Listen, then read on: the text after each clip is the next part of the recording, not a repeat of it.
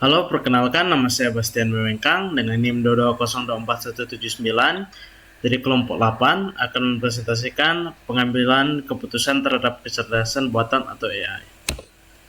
Ini adalah bagian pengambilan keputusan, ada intelligence phase, design phase, dan choice phase.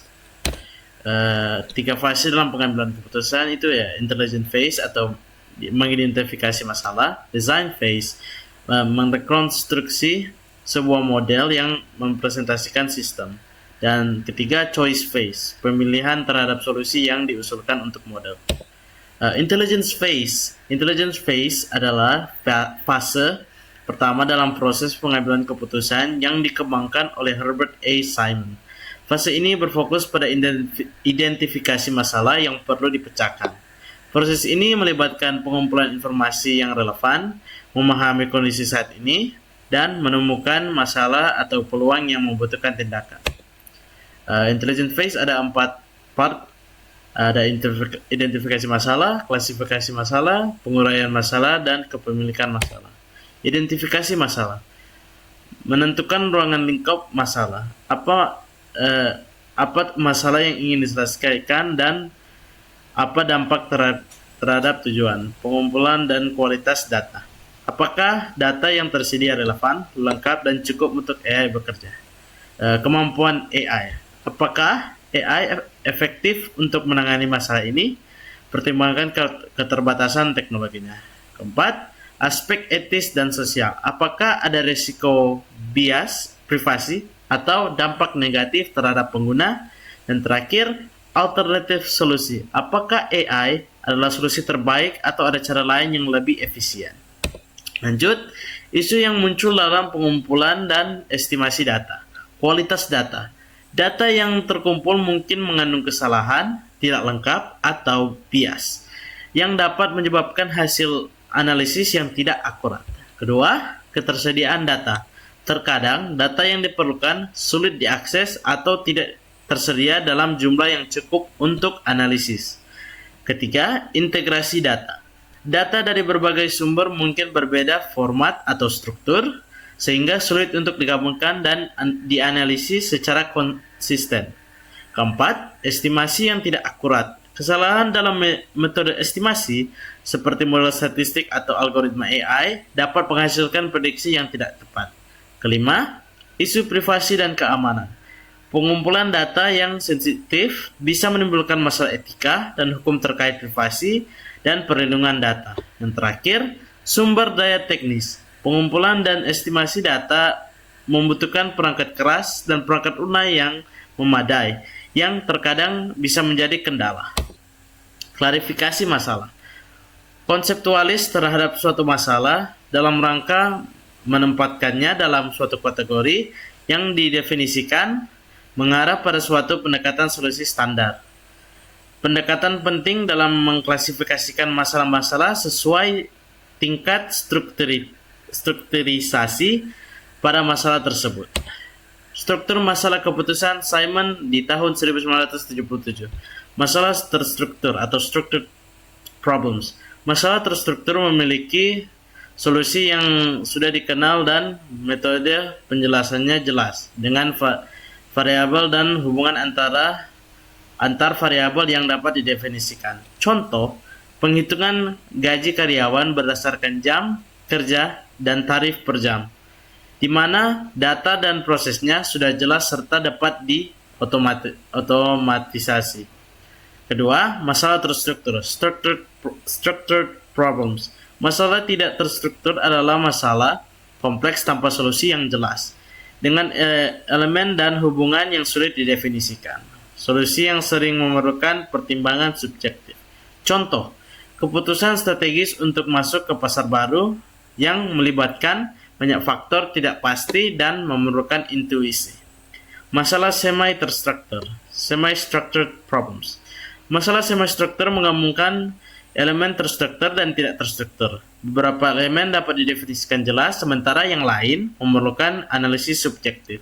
Contoh, evaluasi kinerja karyawan di mana metrik seperti kehadiran terstruktur, tetapi aspek seperti kreativitas memerlukan penilaian subjektif.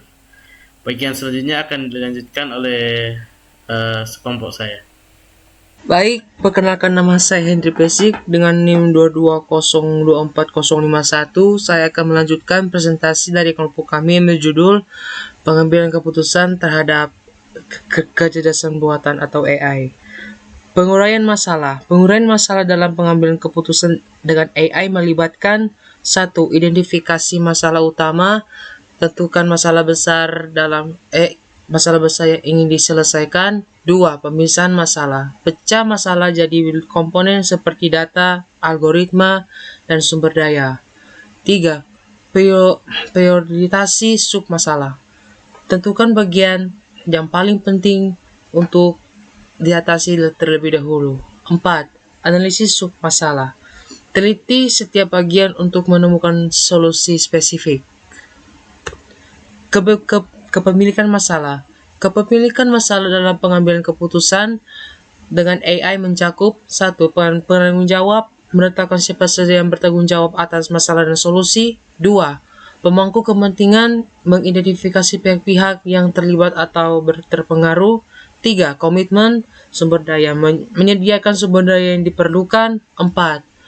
Pengawasan dan akuntabilitas, memastikan adanya pemantauan dan bertanggung jawab atas hasil keputusan.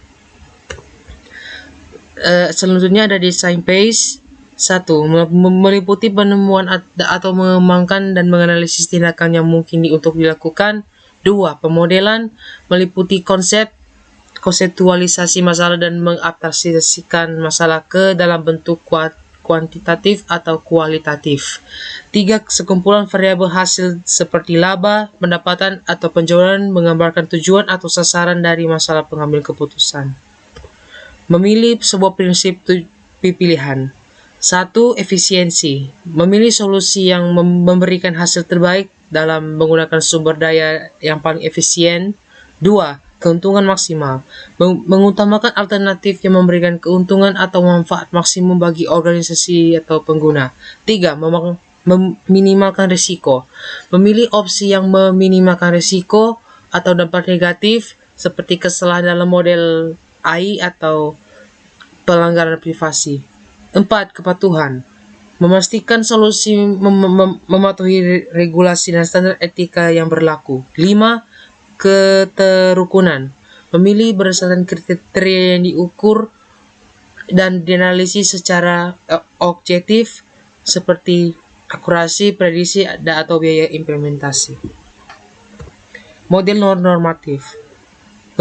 Model normatif ada 3. 1. Di mana alternatif yang dipilih merupakan alternatif terbaik dari semua alternatif yang mungkin. 2. Untuk menemukan alternatif terbaik harus diuji semua alternatif dan membuktikan bahwa alternatif yang dipilih benar-benar terbaik.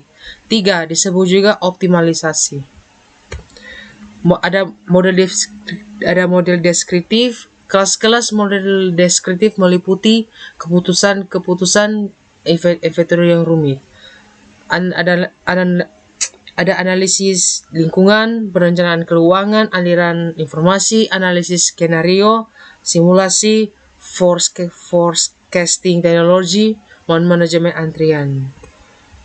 Mencari alternatif.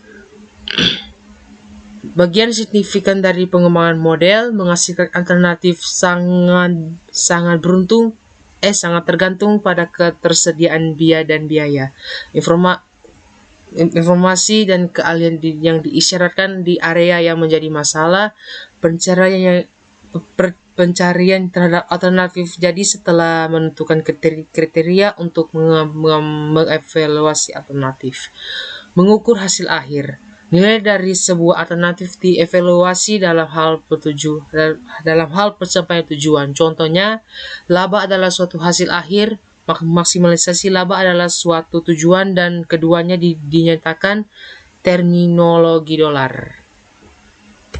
Choice space. Choice space dalam pengambil keputusan dalam AI melibatkan 1. Evaluasi alternatif, menilai semua opsi berdasarkan kriteria yang relevan. 2. Pemilihan terbaik, memilih alternatif yang paling sesuai dengan tujuan.